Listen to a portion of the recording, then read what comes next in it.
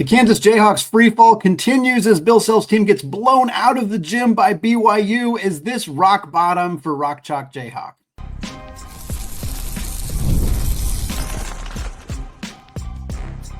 You are Locked On College Basketball, part of the Locked On Podcast Network. Your team every day. What's up, folks? Welcome into the Locked On College Basketball Podcast, a daily national college hoop show, part of the Locked On Podcast Network, your team every day. I am your host, Andy Patton, joined today by our good friend, our regular guest, and the host of the Locked On College Basketball Game Night Show every Saturday night, Leaf Thulin. And you are joining us at the place to get your college basketball content every single day, Monday through Saturday. We got content for you here on Locked On College Basketball, wherever you get your podcast. I want to give a special shout out to those everyday listeners and those of you hanging out with us in the Locked On College Basketball Discord channel, and remind you that you can listen to the show ad-free on Amazon Music. Well, Leaf and I are going to discuss Kansas's blowout loss at BYU. Leaf was in the building for that one, so we're going to talk a lot about what's going on with Bill Self's team. Also, 2 losses by top 10 schools in the state of Texas last night. We're going to talk about that. Purdue losing a 3rd straight game, what it means for them. UConn's a great escape against Villanova. All sorts of good stuff from yesterday's slate. And then we're going to close out the show previewing all of the great action on Wednesday night in college basketball. But Leaf, let's start at the Marriott Center in Provo, Utah, where BYU absolutely throttled Kansas, the number 23 ranked team in the country, still holding on to a top 25 spot. Not sure that they're going to be holding on to that next week, I should say. BYU 91-57, the final score here. Kansas now lost 3 of their last 4. They've lost 4 of their last 6. They were swept by the Utah schools on the road. Also had that tough loss to rival Kansas State. The loss to Houston, where they had a 6-point lead with like 20 seconds to go. The loss to Baylor, where they blew a 19-point halftime lead. It has been a really, really rough stretch of basketball for Bill Self and the Jayhawks. You saw it happen last night. What did you see? What do you make of this Kansas team as their season seems to be going further and further in the wrong direction? Kansas is horrible. Absolutely terrible. Like, they not only compared to Kansas, but they're just a bad basketball team. I go in loving college basketball, and I see the schedule open up that there's all-star break and Kansas is in town. I'm like, sweet, I'm going to go to the Utah versus Kansas game and the BYU Kansas game, and I'm going to get great games, and I'm going to see a blue blood. I'm excited. So I watched the Utah game, and they're terrible, but at least they're competitive. Mm-hmm. But they're competitive because Utah's not very good. Utah lacks a lot of talent, and Kansas dominates talent for talent. Like, if you go like, hey, is this player better than this player across the board? They win every single matchup, but played with no heart. They played with no heart, got out-hustled, out-rebounded, did not execute, and lost to Utah. So you expect a bounce back. At least the book certainly did. I wasn't all that sure because, my goodness, they looked horrible at Utah and played with no heart. So they're 2.5-point underdogs against BYU, and BYU is a very good home court advantage. I was my first time at the Marriott Center. Excellent home court advantage. From the very first possession of the game, I knew Kansas was flat and defeated. They did not guard. They decide, you know what? What's Trevin Nell good at? The guy's 26 years old playing college basketball. Like, the scouting report's out, and they leave him open in the corner. Then they leave open Richie Saunders, who's the best player on BYU, multiple possessions in a row, corner to corner. They get out-rebounded every time. Defense, they tried switching for the first time with Hunter Dickinson, and yet they would never – somehow a switching defense, you're not supposed to leave the guys that are involved in the pick and roll. That means you're switching to them. 12, nope, Kebaketa, layup. Kansas plays with no heart, no passion, no togetherness, and they don't play for one another. And look, they haven't scored above 73 points in 6 games. Like, it's modern college basketball. Like, they're terrible in offense, and defensively, they don't try. They don't play for one another. And Christian Brown, one of the recent better Jayhawks, he won a national championship. He grew up a Kansas guy. He tweeted, hey, you need to play for the people that want to have Kansas across their chest about a month ago. And then he retweeted his own tweet during that game last night. And he said, play these guys. And that left out notable All-American last year and a couple times, Hunter Dickinson. Yeah. Like, if it's that obvious that your former alums are saying, take out this guy, it has to happen. But that's what speaks to the culture. The 2 highest paid players on Kansas, Hunter Dickinson and AJ Storr, were both left out of that starting 5. They have a culture issue. And frankly, their talent isn't good enough anyway, because Dickinson's not that good. He might be the worst All-American there's ever been. I'm dead serious. I went through all the All-Americans, and he is useless right now. And then you look at the other guys. Harris is a fine player. Adams is a fine player. Neither can shoot. And then so your best player is a guy who's at the Summit League, Zeke Mayo. And that's not a shot at the Summit League, but this is Kansas. Yeah. This is a team that won 17 Big 12 titles in a row. 17. And now they're a far cry from even being one of the better 5 teams in the conference. Yeah. It's been a remarkable, this season last year kind of went off the rails around this time, but it was injury related. And sure, some of the issues that we're talking about with this team this year were present last year, but it was pretty easy to kind of lump their late season, that 20-point loss to Cincinnati and the getting their bell rung by Gonzaga in the NCAA tournament. It's kind of easy to lump a lot of that in with injuries. And then this year, they go out, they spent big money to address the positions of concern, to address the spots on the wing. They have some continuity with their center, their point guard, their rugged power forward, and KJ Adams all coming back. And you kind of think, all right, they spent the money, they addressed the needs. They're going to be, that's why they were the preseason number 1 at so many different places. And yet the mixing has just not worked at all. I think it's very clear that the roster construction is not set up in a way that works in modern college basketball. But beyond that, it seems to be a culture fit. And that to me is really problematic for Bill Self. Any coach in the modern age is dealing with, players now getting paid and players, more likely to want to move on and things like that. But every coach is dealing with that, and some are dealing with it much better than others. And it seems like it's an issue right now where Kansas is trying to accrue the best roster they can to keep up in the Big 12, but they're struggling to put together rosters that play together the way that they do at Houston or the way that they do at Iowa State, 2 programs that seem to be really good at identifying talent that fits within their system. And that's why those 2 teams are ahead of Kansas right now in the conference. And, if you're going to not play well offensively, you can't let BYU shoot 39% from 3 on 36 attempts. And that's what happens in this game. And if you're Kansas right now, you got Oklahoma State at home next. You better win that one. Then you're at Colorado. You should win that one, but the road trips have been tough. Then you finish with Texas Tech at home, Houston on the road, Arizona at home. That's a really brutal stretch of basketball for Kansas. And if they go, 2-3 is decent. But if you're a Kansas fan, you want to go 3-2, you want to go 4-1, you want to go 5-0 if you can. But I have a hard time seeing much better than 2-3, and I wouldn't be stunned if it was 1-4 to finish out the regular season here. And that's just a huge problem for a program that should be better than this. And Leaf, I do want to give you a chance to talk about BYU a little bit, though, because this program's been in a really good spot lately. They beat Kansas State by 15. They obviously turn around and destroy this Kansas club here.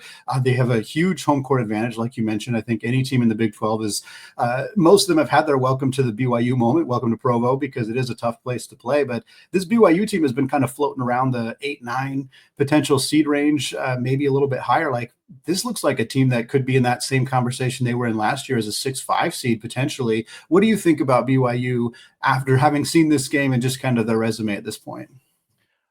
I hesitate to say that they're quite up to the snuff of last year's team, because that team played a terrible non-conference and had a lot of wins. And then they played the Big 12 and started off very well and had I think a better record at this juncture in the Big 12 than they do right now. So, and then that team ended up a 6 seed.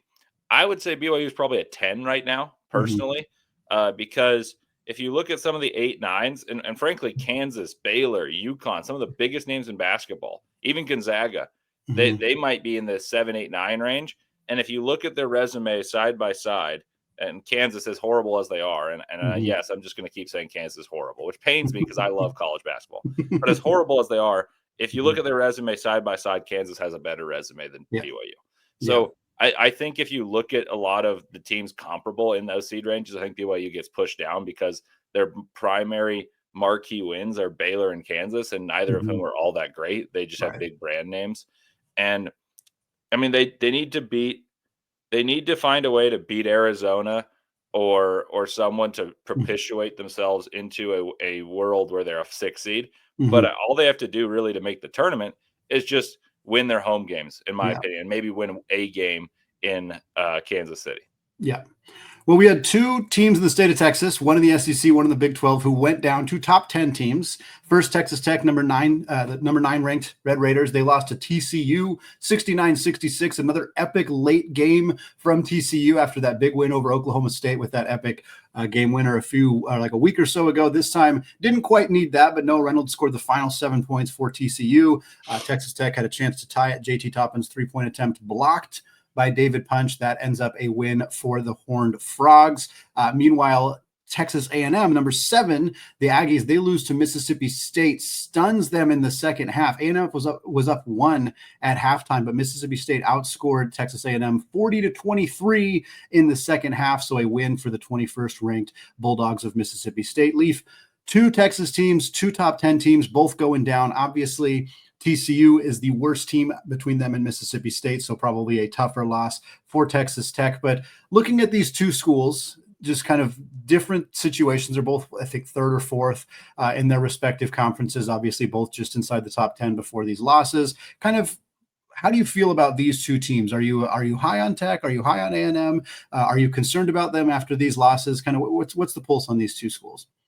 So I'll address the loss part first. I think the loss that's worse is Texas Tech because TCU is not as talented as they have been. That said, Jamie Dixon finds a way to get this team in competitive situations despite having a roster that I don't think is up to the snuff.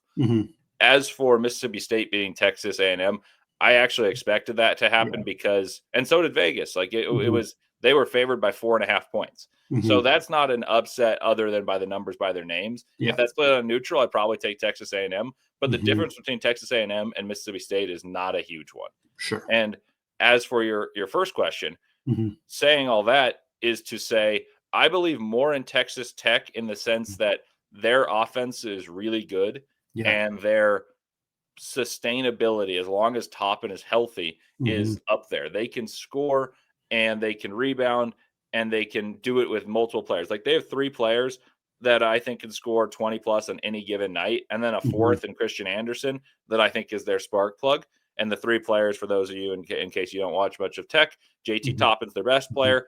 I think that Williams is probably their second best, and Chance McMillan is a very dangerous player who's a shooter. So that's the team I like more compared to how they're viewed, because no one really talks about them because, you know, they had 5 top 10 teams in the AP poll to start the season, and they were 6. So I remember tweeting something about how they're a Sweet 16 team hiding in sight, and I had them about 12th, 13th on my poll. So I like them. I still think they're about there. Texas A&M is not a 2 seed, but the fact that they are a 2 seed in terms of bracketology speaks to how productive they are. Yeah. Like they're a team that you would hate to play because they have a comfort with themselves of, look, we're going to struggle to score, and that's just fine, because if Wade Taylor's on, like, good luck to you guys. If Wade Taylor's off, we'll go get 30 offensive rebounds, and that's slightly hyperbolic, but only slightly. Like, they're going to get 1 million offensive rebounds, and they're going to battle with you and make it very hard for you to score. And unless you have the personnel to rebound against them, they're going to beat you. And I think they have a lot of matchups that are hard for them, because if a team can athletically stay with them, they don't have the horsepower to score against those teams, but they impose their will and they always play their game. So where they fall in the bracket really depends on what teams are right next to them. So I like Texas Tech more, but the higher seed should be A&M because they've got a really good body of work. We're going to move on and talk about the Big Ten. Michigan State hands Purdue a 3rd straight loss, setting up a first-place showdown between the 2 Michigan schools on Friday. We're going to talk about that coming up in just a second. But first, folks, with TurboTax, Taxes is now easily uploading your forms to a TurboTax expert who's matched with your unique tax situation. An expert who's backed by the latest technology with cross-checks, millions of data points for 100% accuracy. While they work on your taxes, you get real-time updates on their progress. And you get the most money back guaranteed, all while you go about your day. No stressing, no worrying, no waiting. This is Taxes with Intuit TurboTax. Get an expert now on TurboTax.com. Only available with TurboTax Live full service. Real-time updates only in iOS mobile app. See guarantee details at TurboTax.com/guarantees. All right, folks, segment 2, still Andy Patton, still joined by Leaf Thulin here on Locked On College Basketball. And we're still talking about Tuesday night's epic slate of college basketball games. We talked about the two schools in Texas going down. We also talked about Kansas's big loss to BYU. Now we're going to focus on the Big Ten, where we had 3 games, 2 that have a significant impact on the top 5 standings. Another one that's just not as much, but still a surprise upset. So we'll start with the big game. Number 14, Michigan State, taken down number 13, Purdue, 75-66, the final score here. Purdue continues to be what I would say overly reliant on Trey Kaufman-Renn and Braeden Smith. Those 2 guys scored 41 of their 66 points in this game. The rest of the team shot a combined 8 of 21 from the field. Fletcher Lawyer was efficient, but I think he only scored 8 points. I think he was like 2 of 3, 3 of 4 from the field. Just not a lot of impact from the players outside of those 2 guys. And now you have a Purdue team that has lost 3 straight. They're 11-5 in the Big Ten. They're still a dangerous team. They're still going to be in the conversation for a top 4 seed, certainly at least a top 5 seed. But this is a tough fall for a team that really kind of looked like they had a potential stranglehold on winning this conference. And now they're behind Wisconsin, or they're tied with Wisconsin. They're behind the Michigan schools. Like, it's just been a little bit of it's hard to win in the Big Ten. And for Purdue, I think they're just a little too overly reliant on those top 2 guys. And you saw it bite them here against Tom Izzo and the Spartans. Oh, way too reliant on those top 2. So the reason Purdue, I had a bit of optimism regarding their Big Ten slate is because they never lose at home. Like, Mackey's a fortress, and they've proven to be somewhat vulnerable at Mackey, and that spoke to how vulnerable they are as a team. Yeah. Wisconsin shot 72% in the half against them and blew them out in the second half. Yeah. And then they go to play Michigan State. Michigan State is not a good offensive team, but what Michigan State does is they rebound well and they attack the rim well because they shoot 29% from 3. Well, you'd think, okay, maybe Purdue can have a good game because defensively they're not great, right? But like, oh, they can't shoot, so pack it in. Well, here's the problem: they don't protect the rim at all. They're one of the worst rim protecting teams in the entire country. And then offensively, Purdue has 2 players. And apologies to Fletcher Lawyer, which I know is a tagline to the show, but I've said this for years. This is nothing new. Fletcher Lawyer, when he's good, Purdue's hard to beat. Yeah. But he's not that good of a player. And that's not a shot at him in the sense of he's not that good, because he's obviously excellent. But he's not that good in terms of you need him to be a first or second team All Big Ten guy for Purdue to be good. And instead he's an honorable mention. This will be, I think he might get 3rd team this year, but he's probably an honorable mention. Braeden Smith's the player of the year. And Trey Kaufman-Renn, if I had to vote, and I really wish I had a vote, I've been thinking about this all day. I would put him as 3rd on the Big Ten, maybe 4th, 3rd or 4th in terms of the most. So you got the 1st and 4th best player in the conference, and the rest of your team doesn't score. Like, Fletcher Lawyer went 2 of 5, had 8 points, and he had 2 threes and 2 free throws. Great. Like, that does nothing. Yeah, all you have to do in the pick and roll. In the pick and roll, they run the pick and roll. Braeden Smith is 5'10". And he's 5'10". He gets everything he wants, and he orchestrates everything. But late in games, teams like Michigan, when Michigan made their push and beat Purdue from behind, they just put 2 on the ball. He makes the right pass to Trey Kaufman-Renn, and you put 2 on him, and they swing. Is it Heidi? Is it Colvin? Is it Cox? Doesn't matter. They're not hitting the shot, and they're not confident. They don't have belief that they will make the shot. So Purdue's been fraudulent. I couldn't believe they were a 2 seed when the bracket came out last week. I didn't like any of the 2 seeds except for Houston. But Purdue's the worst of the bunch. Yeah.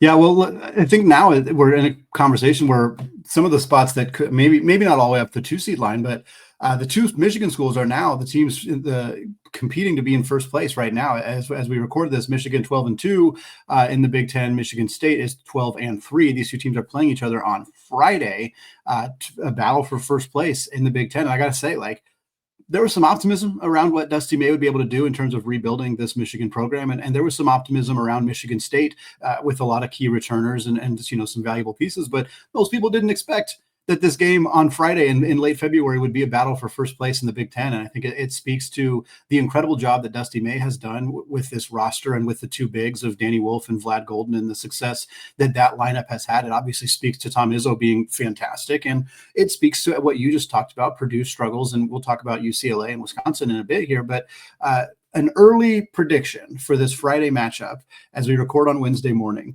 between Michigan State. The game is in Ann Arbor. Michigan's got the home court advantage. Do you think that they will still be the number 1 team in the country or in the conference next week after this game takes place? I think so.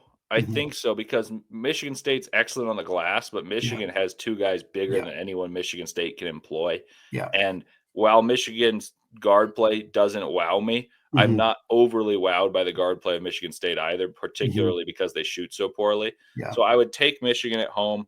I don't feel overly confident about either of those two teams in the tournament because I know Mhm. that's kind of been my theme here. The team in the Big Ten I think is the best is Wisconsin. Mhm. Well, Wisconsin just, I mean, they sure look like it. They dominated Illinois. And I know Illinois has been very inconsistent lately and struggling, but Wisconsin went out and got a 21-point win. They dropped 95 points on Illinois in this game. 95-74 was the final score here. The Badgers were 10 of 24 from three. They were 17 of 22 from the free throw line. John Tonje, I mean, at this point, I think you got to start talking about him as one of the best transfers in the country. I mean, he's been absolutely phenomenal. I think you mentioned Smith being number one in the Big Ten and Trey Kaufman-Renn being third or fourth. Tonji's got to be right in that mix as well. 31 points for him in this one, like we said, 10 of 12 from the free throw line. This Wisconsin team offensively has just been outstanding. Their ability to use the bigs as floor spacers to get to the rim. John Tonji's ability to draw contact, get to the free throw line. I mean, this team has been an absolute wrecking ball as of late. They're now in third place in the Big Ten, and I'm with you. I think this is probably the most dangerous team coming into the NCAA tournament, at least at this point in February. Yeah, I mean, here's the thing. They score really efficiently. That's nothing new for Wisconsin teams, but they Mhm. do so more dynamically, knocking down Yeah. threes. They shoot 84.5% from the free throw line, which is if they finish it off this year, that'll be an Mhm. all-time record. Yeah. So in a close game, they're really tough to beat. John Tonje gets the line at will. Mhm. Blackwell, I would have told you I thought Blackwell was their best player Mhm. up until about 3 weeks ago. Yeah. And he's still been great, but Tonje's just taken it to another level. Nolan Mhm. Winter gives them a lot of spacing. And Stephen Mhm. Crowell's just steady. He's Yeah. steady and he's good, and they've got some depth. I think this is a team that, if they get a good path, I think Mhm. can make a run to the Elite Eight. Yeah. And I don't like any team in the Big Ten very much. So the Mhm. fact that they're my best, and Mhm. they came out of nowhere. Greg Gard should get some National Coach of the Year Yeah. attention. Yeah. Yeah, I agree with that 100%. I think this Wisconsin, Isaac and I talked about it as this being kind of a team that's flown a little bit under the radar. Tonje's got some attention, but there's not a lot of people talking about Wisconsin. And this is, I mean, this is a team that I think could very much make an Elite Eight run and has the talent to be one of the more dangerous teams coming into March. If they continue to play the way that they have. Illinois obviously going in the other direction.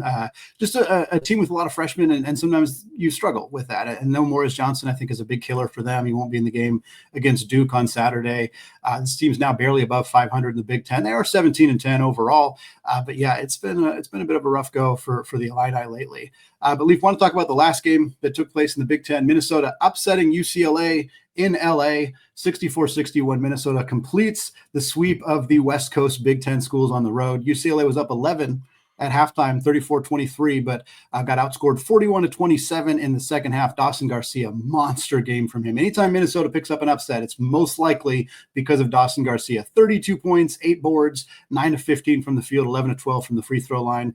For UCLA, they went 9 of 19 from the free throw line. They lost a 3-point game at home when they missed 10 free throws. That is brutal stuff for the Bruins. UCLA had won 7 straight. They've now lost 2 of their last 3.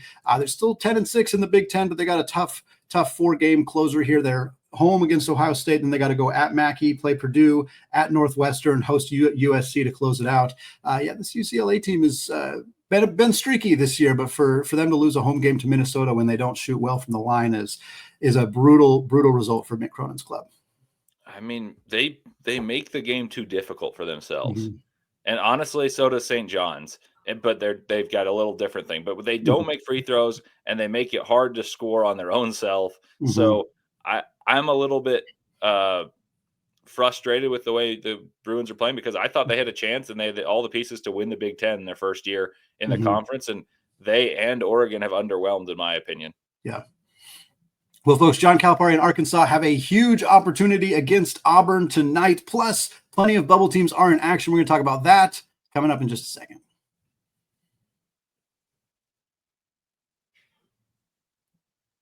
All right, folks, segment 3, still Andy Patton, still Leaf Thulin, still here on Locked On College Basketball. We got one more game to recap from Tuesday before we get into the previews for tonight's slate. UConn comes back and beats Villanova 66-59, the final.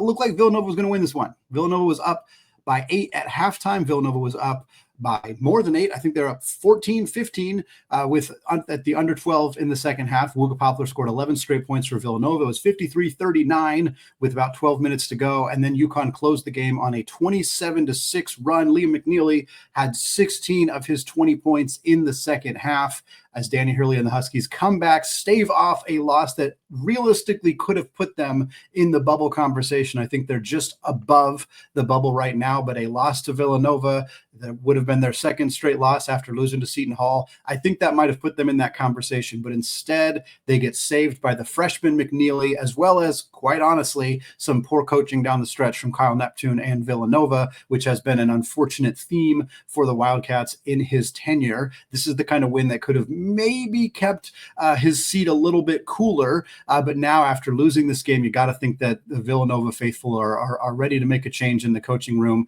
whereas UConn keeps themselves in the conversation to get themselves back in the big dance. Well, UConn's going to make the big dance. They've done enough, but it's uncomfortable. Liam McNeeley is unbelievable. Yeah, he's so good. He's their best player. I think I said this on game night, and I might have said it with Isaac last week. UConn without McNeeley is not a good team. Yeah, like they frankly are not. Caravan is meant to be a 4th or 5th option, and that's not a slide to Alex Caravan because he's really good at that. But the fact is, when McNeeley was out with an ankle injury, it lifted Caravan up to number 1, and they really struggled to generate offense. Diarra was banged up. Solo Ball is a specialist. He comes off curls, shoots threes. So they need someone to elevate their offense, and it's Liam McNeeley, and he's shouldered that load, and it's been a gargantuan load, and he's done so very well. He scored 38 against Creighton. He scored a very important 20-plus in back-to-back games after that. So he's the best player on this team, and how UConn goes will be fully on his shoulders at this point. Yeah. And honestly, I think he's capable of carrying them, but this team's just not built for the expectations that they have and that Dan Hurley put on them, saying, why aren't we number 1 before the season? Like everything about this job, the reason I'm back is because we're going to three-peat. They're not going to three-peat. Yeah. But I wouldn't want to play them in a 1-8 game. Yeah. Like if they're an 8 seed and I'm the 1, I'd be like, God, you gotta be kidding me. We got UConn. But at the same time, if you're a 1 seed, you can't be scared of a team that's an 8 if you really believe you can win it. Yeah. But I still wouldn't want to play them. So absolutely not. But yeah, it's been a weird season for them. They're 5-game finisher for them in the Big East. They're at St. John's. That's going to be a tough one. Host Georgetown, at Providence, Marquette at home. That's another tough one. And then Seton Hall, which shouldn't be a tough one, especially at home. But hey, you never know for them. So we'll see how they end up finishing the season. But having McNeeley back obviously puts them in a much more comfortable position. Tonight, we got 4 games between ranked teams in action. We got 3 of them in the SEC, starting with Vanderbilt at Kentucky. Kentucky, number 17, fell a couple of spots last week. That game is at 7 Eastern time on the SEC Network. FanDuel favoring Kentucky in that one by 4.5. Then we got Arkansas, John Calipari's club, going to Auburn to take on Bruce Pearl and the number 1 Tigers. That game at 9 Eastern time tonight on ESPN. FanDuel favoring Auburn, unsurprisingly, by 16.5 points. But Arkansas has certainly found ways to beat some better teams in the last few weeks, at least. And then we got the 1 ranked on ranked matchup also in the SEC. Number 4, Alabama, going on the road at number 15, Mizzou. Dennis Gates and the Tigers are actually favored by 1.5 against Alabama. This game at 9 Eastern time on the SEC Network. And then our non-SEC game, number 10, St. John's at DePaul, 9 Eastern time on FS1. FanDuel favoring the Johnnies by 12.5. Leaf, I have a feeling that giving you a choice to pick 1 or 2 of these games, you're probably going to pick one of the ones in the SEC. No disrespect to DePaul, but what kind of stands out to you about this slate with the ranked teams that are in action? Yeah, I think there are 2 games that stand out, and it's Alabama just lost a game, and it was against Auburn. Despite it being at Alabama, I'm surprised to see them as the underdog. Yeah, me too. And I think that there's going to be some people say, oh, it's really smart to take Missouri. They shoot a lot of threes, and Alabama's defense allows 3-pointers, and they get to track me.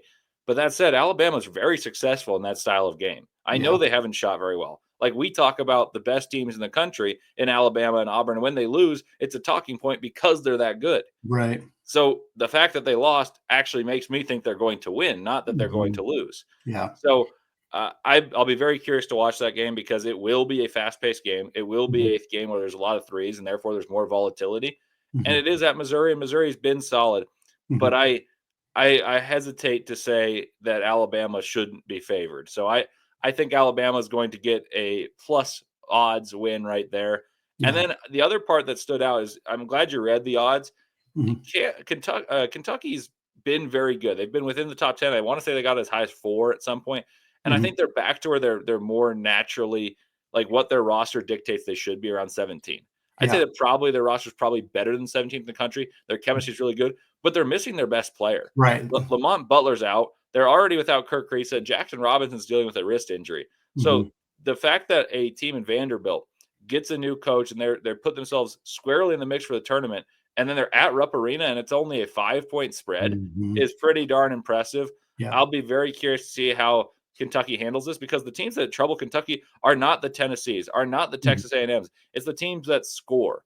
So Missouri is really difficult for Kentucky. And you've seen it. You've seen teams. Ole Miss scored 98, I want to say, on Kentucky. And so I think this could be a surprisingly difficult game, especially if you're watching and then you're kind of just tuning into college basketball. You're like, isn't Vandy not very good like year after year? Like, why is it 5 points? I think Kentucky should win. It's at Rupp. They've got a good offense. But that's a tricky game. Yeah, 100% with you on that. And to your point on Missouri, I think Dennis Gates' team is not getting as much love as they should this year, but I was surprised to see them be favored, even at home against Alabama. I think that Alabama probably wins this one, picks up a nice road win. I think they win it. I think it'll be a fairly close game, but yeah, I was a little surprised to see Mizzou get that advantage from FanDuel, but it should be a really fun contest regardless. Leaf, want to talk about some bubble games that are going on tonight? Isaac and I have talked about wanting to incorporate more of the bubbly action in these recaps and previews, just to kind of keep a sense of what's going on with those final few spots in the NCAA tournament. So got 6-7 games here. I'm just going to rattle off and then kind of let you pick a game or two that you want to talk about here before we get people out and on with their day. In the Big Ten, we got Nebraska at Penn State, 6:30 Eastern time. That game's on the Big Ten Network. FanDuel favoring Nebraska by 1.5. They're the team that is kind of considered a bubble team. In the ACC, we got SMU at Notre Dame. SMU kind of on the right side of the bubble at this point. Certainly can't lose this one to Notre Dame. 7 Eastern time on the ACC Network. FanDuel favoring the Stangs by 1.5. And then NC State at North Carolina, battle between, a blue blood and a team that was in the Final Four last year. And yet both these teams not looking too hot this season. North Carolina on the bubble, NC State not on the bubble. This game at 7 Eastern time on ESPN. FanDuel favoring North Carolina by 9.5. And Leaf, I haven't seen North Carolina win games by that many points very much this season. So that stands out to me even at home for the Tar Heels. Big 12 action, Cincinnati on the road at West Virginia, 7 Eastern time on ESPN2. West Virginia favored by 2.5. Both those teams kind of fighting for NCAA tournament relevancy right now.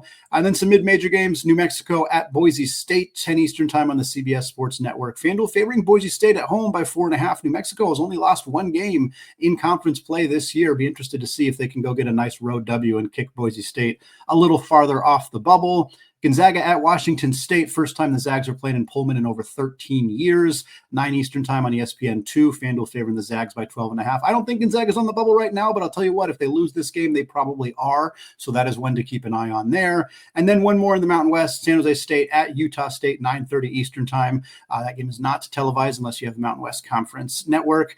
FanDuel favoring Utah State by 18.5. They should win. They should win handily. If they were to not win this game, that would be pretty devastating for their chances of catching New Mexico in the Mountain West, but also their at-large hopes for them. Leaf, looking at this slate, obviously don't have to go through all of the games, but are there any particular matchups you're intrigued by from a bubble perspective or just from a college basketball fan perspective?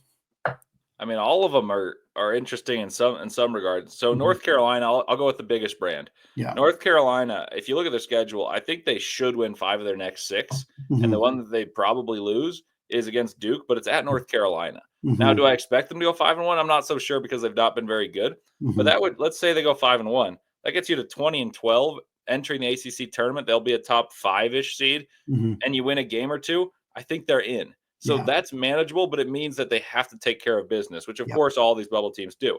Now, the part that's interesting to me about the other games that you mentioned is essentially what a loss would do for some of these teams, because I think a loss could actually eliminate some of these teams. West Virginia's got a lot of good wins, but their team isn't whole right now. So if they lose, I kind of think you're going to find them falling out, as opposed to if they win, they beat a team that's got a similar record, in fact, an exact same record, but their wins are completely different, and West Virginia really helps themselves. Boise State, I think, makes it with a loss, even if they lose that, but they win the games they should win later. New Mexico's really solid. Like, this is a top 25 caliber team, and beating them, I think, really bolsters a resume, puts you in a not even a first 4 game. You're probably a 10 seed, maybe even a 9 if you're Boise State, if you win this game and you take care of business. So I'll be very curious to see how the teams that could benefit the most by just winning do, as opposed to saying, oh, if they lose, I think they're out. I think the teams that are on the bubble currently are probably still in with a loss. The ones that are a little further down, I think, bury themselves with a loss. Yeah, I think there's some teams in here that definitely could be in real trouble if they lose. But like, Boise State is a fun one. That was the game I wanted to talk about, because a loss probably doesn't kill them, because New Mexico is really, really good. And sure, it's a home loss. That's not great, but a win is very helpful for Boise State. I mean, I think that really solidifies their resume and puts them in a much more comfortable position in terms of making the NCAA tournament. But New Mexico, I mean, just Donovan Dennis, I've been saying this, he's the best point guard west of the Mississippi, not named Ryan Nembhard. He is so incredibly talented and versatile, and just such an elite scorer for Richard Pitino's team. And Nelly Jr. Joseph's going to be a problem for Boise State's front court. That's going to be an incredibly fun game, and I'm looking forward to seeing it. I wish we got to see Cincinnati and West Virginia at full strength. I wish we got to see Tucker DeVries in this game and the impact and mismatches that he would potentially cause for Cincinnati. But unfortunately, that won't be the reality in this game. But that's a really fun one between two teams that haven't played as well in conference play. But as you said, West Virginia, they got some quality wins in the non-conference, which should boost their resume. But lots of fun, lots of excitement here on this schedule. And we're going to be back to recap these games on Thursday's show. I'm going to be back with you all to talk about what happened, what it means for the bubble, what it means for the big teams. And then we're going to get you ready for Thursday's slate. A lot of mid-major games on Thursdays, but also a lot of bubble action as well. So it should be a lot of fun to get a chance to talk about those games. But that is going to wrap it up for us today here on the Locked On College Basketball Podcast. Again, I'll be back with you all on Thursday. Isaac and I'll be back with you Friday morning to get you ready for the big time weekend of games. We got Illinois Duke. We got a ton of other fun stuff. We got that Michigan State game coming up as well. Thanks again, folks, for listening. We want to say, especially today, apologies to the Lawyer family. We want to say, let's go Wild Popes. Cheers to the McBruins. And until tomorrow, peace out.